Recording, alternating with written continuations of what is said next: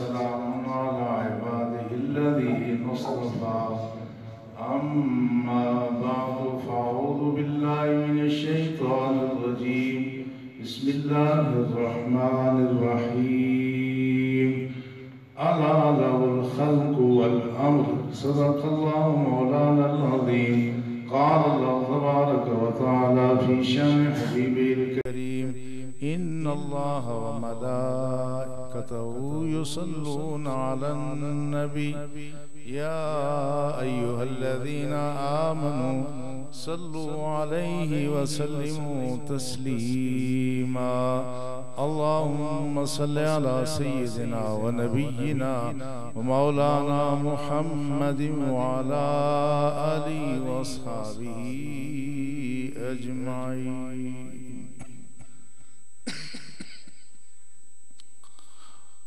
लायक एहतराम बरादरान इस्लाम, आज मुहर्रम अल हराम की 10वीं तारीख है।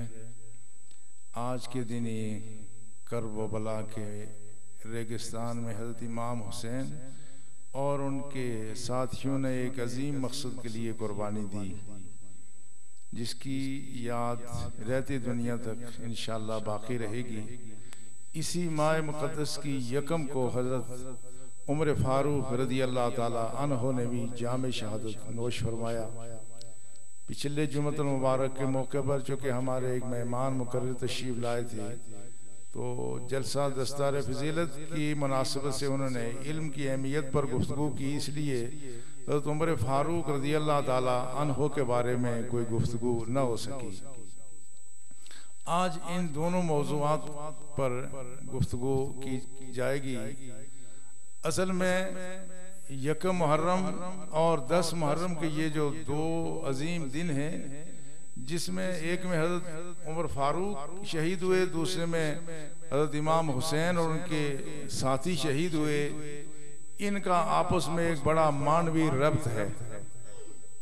और वो मानवी रब्त इस माना में है कि जिस निज़ाम को कायम करने के लिए हज़रत उमर फारूक ने अपनी खिलाफत के 10.5 साल में शब और रोज़ मेहनत की, उसी निज़ाम को बचाने के लिए इमाम हुसैन ने करबला में कुर्बानी दी। वो निज़ाम कौन सा था?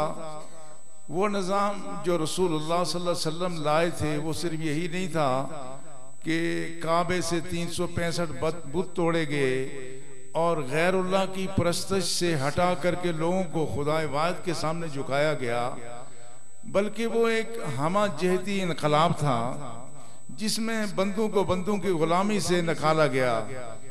इससे पहले जो अंदाज़ हुक्मरानी था कैसर और किसरा के यहाँ जो बड़ी सुल्तनतें मौजूद थी, उसमें कैसर और किसरा के हुक्मरान अपने आप को खुदाई सिफात से मुत्तसिफ समझते थे, हर तरह का जुल्म रियाया पर रवा रखते थे और रियाया को भी कभी उनके सामने बोलने और एहतिजाज करने की जुर्रत और हिम्मत नहीं होती थी।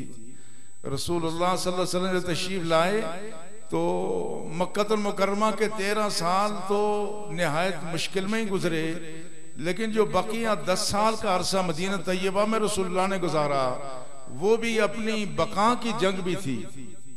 लेकिन एक तरफ रसूलुल्लाह सल्लल्लाहु अलैहि वसल्लम ने 86 गज़वात और सराया, यानी जिसमें रसूलुल्लाह खुद तशरीफ ले गए वो मार के, और जिसमें आपने दूसरे सिपा सालारों को भेजा, उनको मिला के 86 मार्के बनते हैं।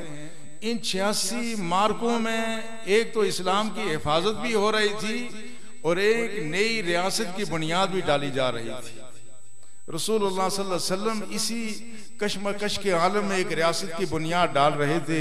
वो एक ऐसी रियासत थी कि जिस रियासत का वाली ये अगरचे कोई अवामी मुशावरत से नहीं मनसब पर फायज हुआ था, चूंकि वो अल्लाह के नबी थे, वो खातमुल अंबिया थे, तो वो तो किसी की राय से या मुशावरत से या किसी के वोट से तो अल्लाह के रसूल ने आना नहीं था, मगर रसूलुल्लाह सल्लल्लाहु अलैहि वसल्लम ने अपनी पूरी हयात तय्यबा में अहले ईमान के साथ मशवरे का हुक्म दिया और खुद मशवरा भी किया।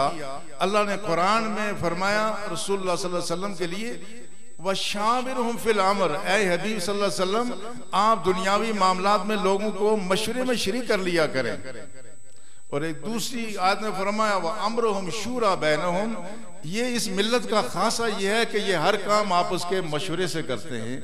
तो रसूलुल्लाह सल्लल्लाहु अलैहि वसल्लम ने अपने हयात मुबारक में 9 मरतबा तो बाकायदा सहाबा से मशवरा किया।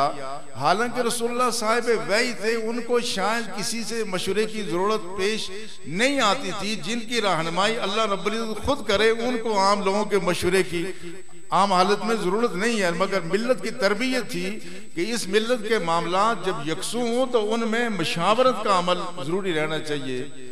उसका नतीजा ये हुआ कि रसूलुल्लाह सल्लल्लाहु अलैहि वसल्लम ने एक तरफ ये शुराइयत का निज़ाम मुतारफ कराया, दूसरी तरफ पहले कैसर और किसरा के हुक्मरान सारे वसाइल अपने ऊपर सर्व करते थे। रसूलुल्लाह सल्लल्लाहु अलैहि वसल्लम ने ये अंदाज बदला, और ये इस तरह से बदला कि बाद के दिनों में मक्कतुल मुकर्रमा से जब हिजरत करके रसूलुल्लाह मदीना तशरीफ लाए, तो जो मदीना तैयबा की आखिरी जिंदगी के अय्याम थे, उसमें हर घर में खुशहाली थी। हर घर में दिरहम थे, दनानीर थे, भेड़े बकरियां ऊंट, हर घर में रेल पेल थी। मगर सिर्फ एक घर था कि जिसमें 2 वक्त की रोटी भी मुयस्सर नहीं थी, वो रसूलुल्लाह का अपना घर था। तो रसूलुल्लाह ने एक नया अंदाज़े हुक्मरानी दिया कि रियाया खुशहाल है और रियाया के यहाँ हर तरह की सहूलत है। मगर इमामुल अंबिया के घर में कई दिनों तक चूल्हा नहीं जलता। तो अज़वाज मुतहरात ने एक अरसे तक तो इंतजार किया, जब हर तरफ गुर्बत थी, जब हर तरफ इफलास था, तो अज़वाज मुतहरात ने कोई मुतालबा नहीं किया। लेकिन जब हर तरफ आसूदगी हो गई तो रसूलुल्लाह के घर में चूल्हा कई दिनों तक नहीं जलता। तो अज़वाज मुतहरात ने मुतालबा किया कि या रसूलुल्लाह, हमें भी तो कम अज कम जो दुनियावी मनफत दूसरे उठा रहे हैं, हमें भी तो वो मिलना चाहिए। तो अल्लाह के रसूल को ये बात पसंद ना आई, तो अल्लाह ने कुरान में रसूलुल्लाह सल्लल्लाहु अलैहि वसल्लम की उस मर्जी को वही की शक्ल दे दी और कहा या अय्युहन नबी कुल लिअज़वाजिका इन कुंतुन्ना तुरिदुल हयात दुनिया व ज़ीनतहा नुवफ़्फ़ि तुरीदुन ज़ीनतहा फ़तआलैन फ़उम्मतिकुन्ना व उसर्रिकुन्ना सराहन जमीला। अल्लाह के रसूल ने अज़वाज मुतहरात को बुलाया, जमा किया और कहा, ऐ मेरी बीवियों, अगर तुम्हें ये दुनिया की जिंदगी ही अच्छी लगती है तो तुम आओ, मैं तुम सबको बहुत अच्छे तरीके से अलविदा करने के लिए तैयार हूँ। और अगर तुम्हें आखिरत की जिंदगी अच्छी लगती है तो अल्लाह ने तुम्हारे लिए बहुत उम्दा अजर तैयार कर रखा है। तो सारी अज़वाज मुतहरात ने कहा या रसूलल्लाह, हमें दुनिया नहीं चाहिए। हालांकि उस वक्त मदीने के हर घर में दुनिया की रेल पेल थी। तो एक गैर मुस्लिम रामाकृष्ण राव लिखता है कि रसूलुल्लाह सल्लल्लाहु अलैहि वसल्लम का जिस दिन वसाल हुआ, जिस शब को आप इस दुनिया से तशरीफ ले गए, वो कहता है कि रसूलुल्लाह के घर में अंधेरा था क्योंकि आपके चिराग में डालने के लिए तेल नहीं था। और रसूलुल्लाह सल्लल्लाहु अलैहि वसल्लम ने जिन कपड़ों में अपनी जान आफरी के सुपुर्द की, उस पर बेशुमार पैबंद लगे हुए थे। तो अल्लाह के रसूल ने एक अंदाज दिया हुक्मरानी का कि आइंदा हुक्मरानी इस तरह से की जाए। तो रसूलुल्लाह के बाद अंदाज हुक्मरानी हज़रत अबू बकर सिद्दीक ने भी यही अपनाया, हज़रत उमर ने भी यही अपनाया, और यही सूरत हाल रही। कई मौके पे मुख्तलिफ मुअर्रिखीन ने लिखा है कि हज़रत उमर के तैबंद पर एक मर्तबा देखा गया तो 12 पैबंद लगे हुए थे। मगर हज़रत उमर को इसके बात की बिल्कुल कोई परवाह नहीं थी। एक तो हज़रत उमर आए भी मुसलमानों के मशवरे से। हज़रत अबू बकर सिद्दीक ने जिंदगी के आखिरी अय्याम में आपने अपने मकान की छत से ऊपर लोगों से खिताब किया। आपने कहा अय्युहन्नास इन्नी आहतु इलैकुम आहदन अफतरदौन, ऐ लोगों, मैंने तुम्हारे लिए एक फैसला किया है, तो क्या तुम उस फैसले पर राजी हो। हालांकि हज़रत अबू बकर सिद्दीक पहले खिलाफत से मुताल्लिक सहाबा से तवील मशवरा कर चुके थे। तो सब ने कहा रदैना या खलीफतल इस्लाम या खलीफतल नबी सल्लल्लाहु अलैहि वसल्लम, ऐ रसूलुल्लाह के खलीफा, हम राजी हैं। हज़रत अली ने, आप खड़े हो गए, आपने कहा ला नरदा इल्ला यकून उमर, कहा अबू बकर, हम उमर के अलावा किसी पर राजी नहीं होंगे। तो आपने फरमाया मैंने उमर का ही फैसला किया हुआ है। तो ये उमर जब तख्त पर मुतमक्किन हुए, खलीफा बने, तो इनकी जिंदगी में कोई तब्दीली ना आई। आए भी मुशावरत से थे, लोगों का दुख दर्द महसूस करते थे। एक मरला ऐसा आया कि जिसको आमर रमादा कहा जाता है। आमर रमादा वो तंगी का, खुशहाली का साल था। रमादा कहते हैं रेत को, हवा चलती थी, इतनी खुशहाली थी, हर तरफ रेत ही उड़ा करती थी। तो इस मरहले पे हजरत उमर ने कहा मैं और तो कुछ नहीं कर सकता, मगर आपने कसम खा ली कि जब तक खुशहाली नहीं आएगी इस मेरी ममलकत के हर फर्द को अच्छा खाना मैसर नहीं आएगा, मैं गोश्त भी नहीं खाऊंगा, दूध भी नहीं पीऊंगा और घी का भी इस्तेमाल नहीं करूंगा। आपने कसम खा ली। तो एक दिन आपका एक गुलाम 40 दिरहम में बाजार से दूध और घी ले आया और कहा कि अब आपकी कसम पूरी हो गई है, चूंकि मदीना तैयबा के बाजारों में अब घी और दूध बिकना शुरू हो गया है। तो आपने फरमाया कितने का लाए हो? उसने कहा 40 दिरहम में। आपने कहा ये वापस करो और किसी को सदका कर दो, इसलिए कि अगर उमर खुद इस कैफियत से नहीं गुजरेगा तो उसकी रियाया को, उसको अपनी रियाया की भूख का इदराक नहीं होगा। उमर पर ये चीजें गुजरेंगी तो फिर उमर को रियाया की तकलीफ और तंगी का एहसास होगा। इसको वापस कर दिया, आपने इस्तेमाल नहीं फरमाया। और एक मरहले पे फिर मदीना तैयबा में बिलखुसूस घी की किल्लत हो गई, घी बहुत महंगा हो गया, आपने उसका इस्तेमाल तर्क फरमा दिया। तो आप आम खुदरी तेल इस्तेमाल करने लगे। उसका नतीजा ये हुआ आप उसके आदी नहीं थे तो आपका हाजमा खराब हो गया। तो पेट में हाजमा खराब हो तो गुड़ गुड़ की आवाज आती है। तो एक दफा हज़रत उमर का पेट बोल रहा था तो आपने फरमाया कर कर और ला कर कर लैसा लका इंदना इल्ला हत्ता यहयन्नास। कहा तू गुड़गुड़ करे या गुड़गुड़ न करे मगर तेरे लिए मेरे पास यही तेल ही है, यहाँ तक कि मदीने का हर आदमी घी इस्तेमाल करना शुरू कर दे तब तुझे घी मिलेगा। ये वो अंदाज़े हुक्मरानी था कि हुक्मरान लोगों के दुख दर्द में शरीक हैं और दर्द महसूस हो रहा है, दुख महसूस हो रहा है। कहीं किसी तरफ से अगर कोई चीज आती भी है, कोई अच्छी चीज आती है, आप फौरन उसकी तहकीक करते हैं कि ये बात कैसे हो गई। आपने आज़रबाईजान में जो नए उत्बा बिन फरकत गवर्नर भेजे, जब वो वहां पहुंचे तो लोगों ने उनको वहां का एक खास खाना या जिसको आप कहेंगे खास स्वीट उनको पेश की, जो देसी घी और खजूर से बनी हुई थी। उन्हें वो बहुत पसंद आई। उन्होंने 2 बड़े डब्बे तैयार कराए और वो तैयार करा के हजरत उमर के पास भेजे। हजरत उमर के पास जब ये तोहफा पहुंचा, आपने चखा तो आपको बड़ा खुश जायका लगा। तो जो 7 लोग आए थे उनसे पूछा कि क्या आज़रबाईजान में सब लोगों को ये हलवा मैसर है? तो बताया गया कि नहीं, सब लोगों को मैसर नहीं है। आपने फरमाया ये डब्बे यहाँ से वापस उत्बा बिन फरकत को भेजो, साथ ये लिखो इन्नो लैसा मिन कद्दे अबी का वला मिन कद्दे उम्मी का। कहा ये तहरीर लिखी। तहरीर में क्या था कि उत्बा बिन फरकत, ये जो तूने मेरे पास हलवा भेजा है इसमें न तेरे बाप की कोई मेहनत है न तेरी माँ की कोई मेहनत है। फरमा उसमें लिखा था अशबा इन्नास बिमा तशबा फी रहलिक। कहा लोगों को वही खिलाओ जो तुम अपने घर में खाते हो। तो ये चीजें वापस कर दी। ये पैगाम ये था कि सारी मिल्लत के अफराद बराबर हैं, बल्कि खलीफा ने अपने लिए वही मेयार मुकर्रर किया जो रसूल अल्लाह ने अपने लिए किया था कि लोग तो अच्छी चीजें खाएं मगर खलीफा के यहाँ वही सूखी रोटी हो। हज़रत हुज़ैफा कहते हैं कि मैं हज़रत उमर के पास हाजिर हुआ तो हालात ये थे कि वहां पर प्यालों में गोश्त और रोटियां वहां लोग खा पी रहे थे। मैं जब आया तो हज़रत उमर ने अपने पास भेजा, तो अपने पास बुला के कहा मेरा खाना लाओ। तो जो खाना आया तो वो सूखी रोटी और जैतून का तेल था। हज़रत उमर खुद भी खाने लगे, मुझे भी खिलाया। तो मैंने कहा कि खलीफतुल मोमिनीन, अमीरुल मोमिनीन, आप ये खाना जो बाकी लोग गोश्त खा रहे हैं ये मुझे क्यों नहीं खिलाते? फरमाया ये उन लोगों का, ये अवाम का खाना है, ये मेरा खाना है, मैं तुम्हें अपना खाना खिला रहा हूँ। तो यहाँ जो हमारे यहाँ VIP कल्चर है कि अमीरों के घोड़े बादाम खाएं और गरीबों के बच्चे दवाई के लिए तरसें और तड़प के मरें। अमीरों के कुत्तों को वो चीजें मैसर आए जो गरीबों के बच्चों को मैसर ना आए। ये वो निजाम नहीं है जो हज़रत उमर छोड़ के गए थे। हज़रत उमर ने एक खूबसूरत निजाम दिया था। तो दुनिया से जब आप तशरीफ ले गए तो जाते हुए फिर भी जमहूरी निजाम दे गए।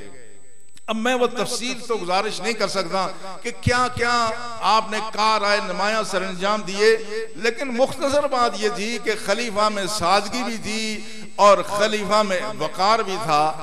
जब आप तशरीफ ले गए बैतुल मक़दिस की तरफ, तो बैतुल मक़दिस जब गए तो जाबिया के मकाम पर हज़रत खालिद बिन वलीद और उनके साथ चंद और लोग यजीद बिन सुफियान ये इस्तकबाल के लिए आए। तो इन दोनों के जिस्मों पर जर बर्क लिबास था, अजमियों वाला लिबास था। जब हज़रत उमर ने देखा, दूर से देखा तो जो ही घोड़े से नीचे उतरे तो उन पर उठा के कंकर फेंके और कहा, तुम में अजमी आते हैं कितनी जल्दी रसूख पकड़ गई हैं।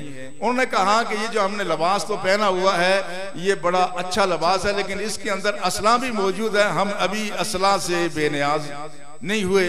फिर जब बैतुल मक़दिस में तशरीफ ले गए तो वहां पर जब पहुंचे तो वहां आगे अबू उबैदा बिन जर्राह ने इस्तकबाल किया तो आपको एक खूबसूरत लिबास भी पेश किया, साथ तुर्की घोड़ा भी पेश किया और साथ कान में यह कहा कि आपका लिबास मामूली है, इससे मुसलमानों को आर महसूस हो रही है।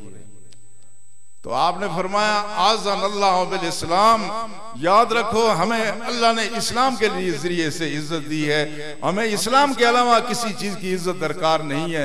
वही मामूली लिबास पहन के तशरीफ ले गए और ये एक नया नमूना दिया, अंदाज हुक्मरानी दिया। दुनिया से तशरीफ ले गए, जब आप जख्मी हुए तो जब आपने दूध इस्तेमाल किया तो वो दूध आपके पेट से बाहर आ गया, पेट में जख्म था। अंदाजा ये हुआ कि अब आप जहां पर नहीं हो सकेंगे। आपने 6 अफराद की एक कमेटी बनाई जिसमें अपने बेटे हज़रत अब्दुल्ला बिन उमर को भी शामिल किया। कहा कि अब्दुल्ला बिन उमर राय दे सकता है मगर ये खिलाफत का उम्मीदवार नहीं हो सकता, ताकि खानदानी बादशाहत की बुनियाद न पड़े, लोग हजरत उमर की अकीदत की वजह से बेटे को हुक्मरान न बनाए। तो ये निज़ाम दे करके आप तशरीफ ले गए। ये निज़ाम किसी हद तक हजरत उस्मान गनी और अली के दौर में ये चीज किसी हद तक बरकरार रही, चूंकि हालात तब्दील हो गए थे, मिल्लत में तफरीक हो गई थी। हजरत अली ने भी आखिरी दौर में जब जंग जमल और जंग सफैन हुई तो हजरत अली लोगों से कहते थे, तबरी ने इस हजरत अली की उन तकारीर को बाकायदा अपने यहाँ कलमबंद किया है। हजरत अली लोगों से कहते थे, लोगों मेरे साथ हो जाओ, चूंकि ये लोग जो मेरे खिलाफ लड़ रहे हैं ये अगर तुम पर गालिब आए तो यही वही कैसर और किसरा का निजाम नाफिज करेंगे, तुम्हें अपना गुलाम बना के छोड़ेंगे। हजरत अली की जब शहादत हुई तो हजरत हसन रजी अल्लाह ताला अन्हु उनके बड़े बेटे ये हिजाज में अमीर मुकर्रर हो गए और शाम में हजरत अमीर माविया थे। मिल्लत 2 हिस्सों में तकसीम हो गई। हजरत हसन ने 6 माह तक और हुकूमत की हिजाज पर, लेकिन ये भी लोगों की बाकायदा राय और बैयत से थी, ये कोई खुद साख्ता खलीफा न थे। लेकिन इस दौरान आपने महसूस किया मिल्लत तकसीम हो गई है, तो आपने मिल्लत की इत्तेहाद की खातिर अपना इख्तिदार वापस कर दिया और हजरत अमीर माविया ही पूरी इस रियासत के खलीफा मुकर्रर हो गए। लेकिन ये जो 20 साल का दौरानिया है, ये 41 हिजरी से लेके 60 हिजरी तक इसमें जो सूरत हाल रही वो ऐसे रही। हजरत अमीर माविया रदी अल्लाह ताला अन्हु वो कातिब वही हैं, रसूलुल्लाह सल्लल्लाहु अलैहि वसल्लम की ज़ौजा उनकी बहन है। हजरत अमीर माविया की इस्लाम के लिए बहुत कुर्बानियां भी हैं, बहुत खिदमात भी हैं। पहला जंगी बैरी बेड़ा भी उन्होंने तैयार किया, मगर इन सारी चीजों के बावजूद जो हजरत अली अपनी खिलाफत के आखिरी दौर में फरमाते थे वो चीज नुमाया होना शुरू हो गई। अपनी नमाजें बरकरार हैं, अपने हद तक इबादत और रियाजत तो बरकरार है, मगर मिल्लत का वो जो निजाम था वो निजाम तब्दील होना शुरू हो गया। और यहां तक हुआ हजरत अली के जमाने में यह था कि लोग आपसे टूट करके हजरत अमीर माविया के पास जाते थे तो आपके करीबी लोग आपको मशवरा देते थे कि हजरत अमीर माविया जिस तरह बैतुल माल से लोगों को इनाम और इकराम दे रहे हैं, जिस तरह वज़ाइफ दे रहे हैं, आप क्यों नहीं देते? आपने अगर लोगों को इस तरह से ममनून एहसान न किया तो ये लोग टूट के हजरत अमीर माविया के पास जाते रहेंगे। मगर आप फरमा रहे थे, मैं मुसलमानों के बैतुल माल से पैसा लोगों की हमदर्दियां खरीदने के लिए, लिए इस्तेमाल करके अपने आप को जहन्नम का ईंधन नहीं बना सकता। तो ये वो सूरत हाल थी। अब ये जो 20 साल का उबूरी दौर है, इसमें हालात अब तब्दील होने शुरू हो गए। नमाजें हो रही हैं, हज हो रहा है, ज़कात भी वसूल हो रही है, सारी चीजें हो रही हैं, मगर वो जो निज़ाम रसूलुल्लाह दे के गए थे, जो अबू बकर दे गए, जो उमर फारूक दे गए, वो निज़ाम अब आहिस्ता आहिस्ता रूबा जवाल हो रहा है, रूबा जवाल हो रहा है। इससे पहले हजरत उमर के जमाने में यह था कि खलीफा की वज़ाकता सादा होती थी, मगर अब ऐसे जर बर्क लिबास पहने जा रहे हैं।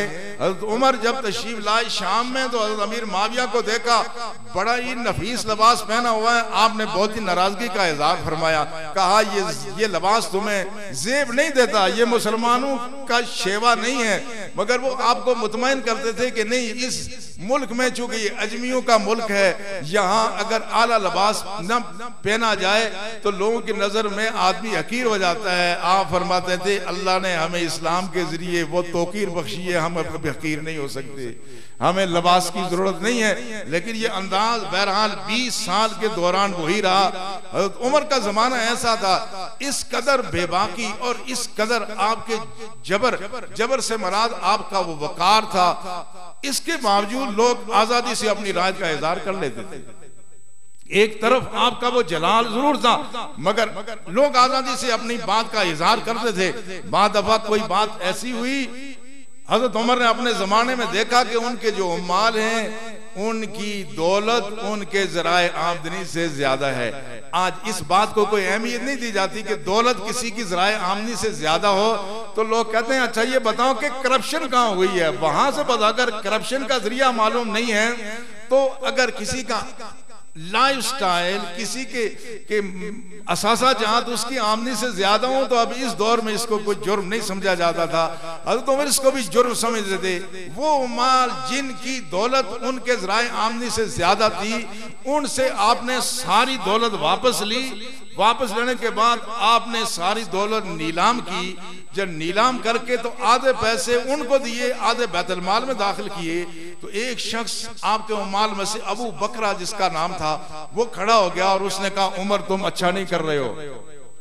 क्यों? कहा अगर ये सारा माल ये हमने नाजायज जराए से लिया है तो सारा तुम ले लेते, और अगर जायज जराए से था तो सारा हमें दे देते। आपने फरमाया मुझे शुबह है, इसलिए आधा माल बैतुल माल में रख दिया, आधा तुम्हें दे दिया। हमारे यहाँ भी आजकल गाड़ियां नीलाम हो रही हैं वज़ीर आज़म हाउस की, ये भी शायद कोई अच्छी शुरुआत हो, लेकिन हम उस वक्त के इंतजार में हैं जब इस मुल्क की दौलत लूटने वालों की एक एक चीज और उनकी सारी दौलत को सरेआम नीलाम किया जाएगा।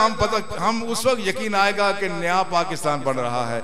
अल्लाह करे वो दौर आए और इस मुल्क में जो लूटी हुई दौलत है हुक्मरानों की, वो फिर नीलाम हो और हम गुर्बत और इस कर्जों के बोझ से निकल सकें। मगर मैं अर्ज ये कर रहा था कि बेबाकी थी, लोग बात कर लेते थे, लेकिन आखिर में हजरत अमीर माविया के दौर में लोगों की जबान बंदी शुरू हो गई। हजरत अमीर माविया अपने आखिरी ऐद में मक्कतुल मुकर्रमा तशरीफ लाए, तो यहाँ आने के बाद 3 सहाबा से अलग मिले। इसमें हजरत हुसैन इब्ने अली थे और उनके अलावा हजरत इब्ने उमर और हजरत इब्ने जुबैर थे। इन तीनों को बुला के कहा कि मैं यजीद के हक में बैयत देना चाहता हूँ, मैं उसको खलीफा बनाना चाहता हूँ, तुम्हारा क्या ख्याल है। इन तीनों ने जब इख्तलाफ किया तो मैं तफसील में नहीं जाता, तो इन्होंने कहा अब मेरे साथ चलो हरम में, मैं हरम में जाके कोई बात करूंगा, तुम में से किसी ने जबान से कलमा निकाला तो सर तन से जुदा करके रख दूंगा। अभी यजीद का दौर नहीं आया है, मगर हालात तब्दील हो गए। अब मुलूकियत अपने उस पूरे फंड फैलाए हुए इस मिल्लत पर काबिज होने के लिए मुलूकियत आगे चली गई, और हजरत उमर रज़ी अल्लाह ताला अन्हु ने जो वो एक ऐसा वेलफेयर स्टेट का तस्वर ही नहीं दिया, अमलन उसको नाफिज भी किया कि हर एक बच्चा जब दूध पी के माँ के दूध से फारिग होता था, 2 साल का अरसा गुजरता था, आप बाकायदा उसके लिए वजीफा मुकर्रर करते थे, वजीफा मुकर्रर करते थे।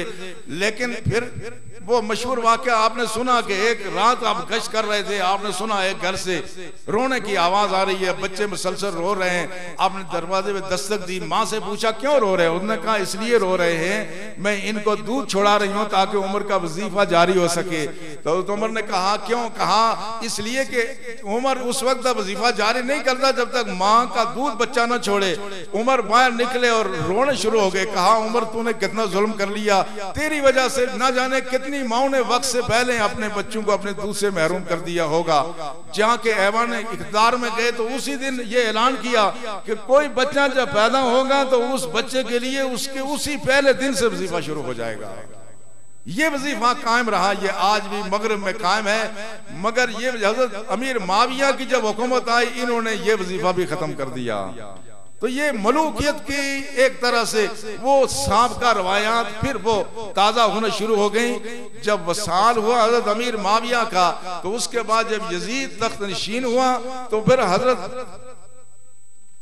हुसैन इब्ने अली को फिर मजबूर किया गया कि आप यजीद के हाथ पर बैयत करें। अब ये यजीद की एक फर्द की बात नहीं थी, यजीद फासिक व फाजिर भी था, शराबी भी था। इससे पहले हजरत उमर के साहबजादे ने मिस्र में खजूरें भिगो करके नबीज एक पानी बनता था, खजूर में पानी डालें नबीज पानी बनता है, वो शराब के हुक्म में नहीं है।